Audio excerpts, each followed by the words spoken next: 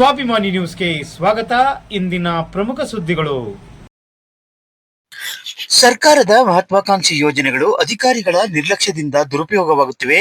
ಇದಕ್ಕೆ ಉದಾಹರಣೆವೆಂಬಂತೆ ಕಾರ್ಮಿಕರ ಹಿತದೃಷ್ಟಿಯಿಂದ ಸರ್ಕಾರ ರೂಪಿಸಿದ ಸಂಚಾರಿ ಆರೋಗ್ಯ ಘಟಕದಿಂದ ಕಾರ್ಮಿಕರಿಗೆ ಸೇವೆ ದೊರೆಯದೆ ನಿರ್ಲಕ್ಷ್ಯಕ್ಕೊಳಗಾಗಿದೆ ಎಂದು ಕಾಂಗ್ರೆಸ್ ಅಸಂಘಟಿತ ಕಟ್ಟಡ ಕಾರ್ಮಿಕರ ಸಂಘದ ತಾಲೂಕು ಅಧ್ಯಕ್ಷ ಕೆ ಸಿದ್ದಪ್ಪ ಹೇಳಿದರು.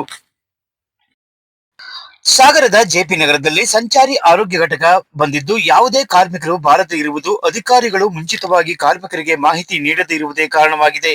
ಅಧಿಕಾರಿಗಳು ಬೇಕಾಬಿಟ್ಟಿಯಾಗಿ ಕಾರ್ಯನಿರ್ವಹಿಸುತ್ತಿದ್ದಾರೆ ಎಂದು ಆರೋಪಿಸಿದರು. ಇದರಿಂದ ಸರ್ಕಾರ ಬೊಕ್ಕಸಕ್ಕೆ ನಷ್ಟ ಉಂಟಾಗುತ್ತಿದ್ದು ಕಾರ್ಮಿಕರಿಗೂ ಇದರಿಂದ ಪ್ರಯೋಜನವಾಗದೆ ಯೋಜನೆ ಹಳ್ಳ ಹಿಡಿಯುತ್ತಿದೆ.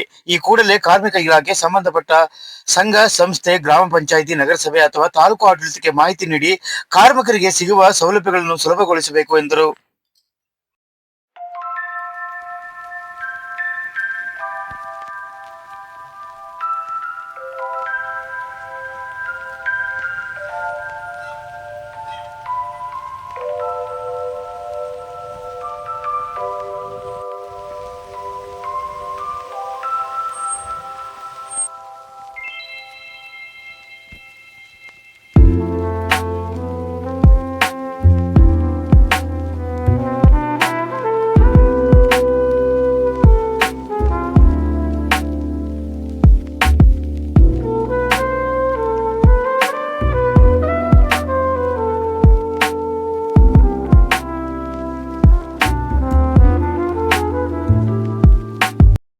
ಸರ್ಕಾರ ಮಾನ್ಯ ಮುಖ್ಯಮಂತ್ರಿಗಳಾದ ಸಿದ್ದರಾಮಯ್ಯನವರು ಹಾಗೂ ಉಪಮುಖ್ಯಮಂತ್ರಿಗಳಾದಂಥ ಡಿ ಕೆ ಶಿವಕುಮಾರ್ ಅವರು ಮತ್ತು ಕರ್ನಾಟಕ ರಾಜ್ಯದ ಕಾರ್ಮಿಕ ಸಚಿವರಾದಂಥ ಸಂತೋಷ್ ಲಾಡ್ ಅವರು ಕಾಂಗ್ರೆಸ್ ಆಡಳಿತಕ್ಕೆ ಬಂದ ನಂತರದಲ್ಲಿ ಅತ್ಯಂತ ಉತ್ತಮವಾದಂಥ ಯೋಜನೆಗಳನ್ನು ಕಾರ್ಮಿಕರಿಗೆ, ಕಟ್ಟಡ ಕಾರ್ಮಿಕರು, ಅಸಂಘಟಿತ ಕಾರ್ಮಿಕರು ಮತ್ತು ಕೂಲಿ ಕಾರ್ಮಿಕರಿಗೆ ಒಂದು ಉತ್ತಮವಾದಂಥ ಯೋಜನೆಗಳನ್ನು ಜಾರಿಗೆ ತಂದಿದೆ.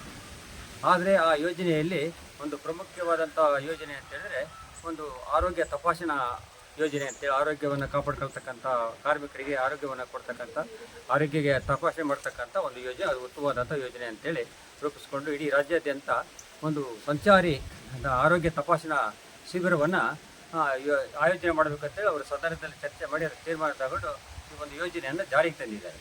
ಅದು ಸಮರ್ಪಕವಾಗಿ ಕಾರ್ಮಿಕರಿಗೆ ನಿಜವಾಗಲೂ ಬಡಾವಣೆಯಲ್ಲಿರ್ಬೋದು, ಅವರು ಗ್ರಾಮದಲ್ಲಿರ್ಬೋದು ಮತ್ತು ಯಾವುದೇ ಗ್ರಾಮ ಪಂಚಾಯತ್ಗಳಲ್ಲಿರ್ಬೋದು, ಇಲ್ಲಿ ಅವರ ನೇರವಾಗಿ ಅವರ ಮನೆ ಹತ್ರ ಹೋಗಿ ಅಥವಾ ಇಲ್ಲ ಅವರ ಗ್ರಾಮಕ್ಕೆ ಹೋಗಿ ಅವರನ್ನು ಕರೆಸಿ ಅವರಿಗೆ ತಪಾಸಣೆ ಮಾಡಿ ಅವರಿಗೆ ಆಗಿರ್ತಕ್ಕಂಥ ಸಮಸ್ಯೆಗಳಿಗೆ ಸ್ಪಂದಿಸುವ ಹಾಗೆ ನಂತರದಲ್ಲಿ ಅವರಿಗೆ ಔಷಧಿಗಳನ್ನು ಇದನ್ನು ಕೊಡ್ತಕ್ಕಂಥ ವ್ಯವಸ್ಥೆ ಸಂಚಾರಿ ತಪಾಸಣಾ ಒಂದು ಕಾರ್ಮಿಕ ಇಲಾಖೆಯ ಒಂದು ಯೋಜನೆ. ಇದು ಒಂದು ಪ್ರಮುಖವಾದ ಯೋಜನೆ.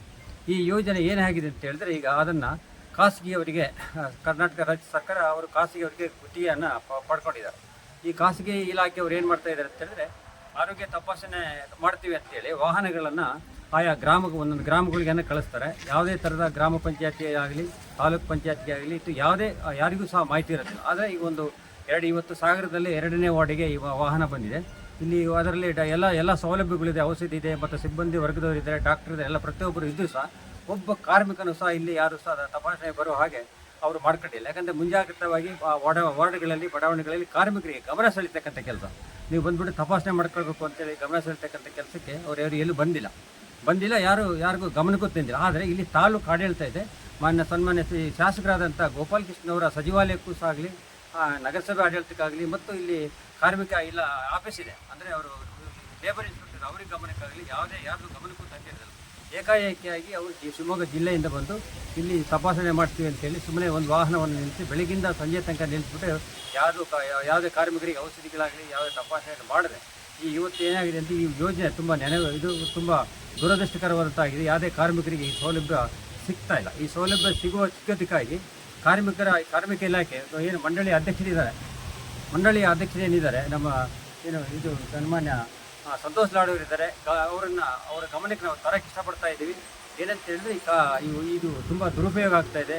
ಖಾಸಗಿಯವರು ಟೆಂಡರ್ ತಗೊಂಡಿದ್ದಾರೆ, ಸಮರ್ಪಕವಾಗಿ ಕಾರ್ಮಿಕರಿಗೆ ಇದರ ಸೌಲಭ್ಯ ದೊರೀತಾ ಇಲ್ಲ.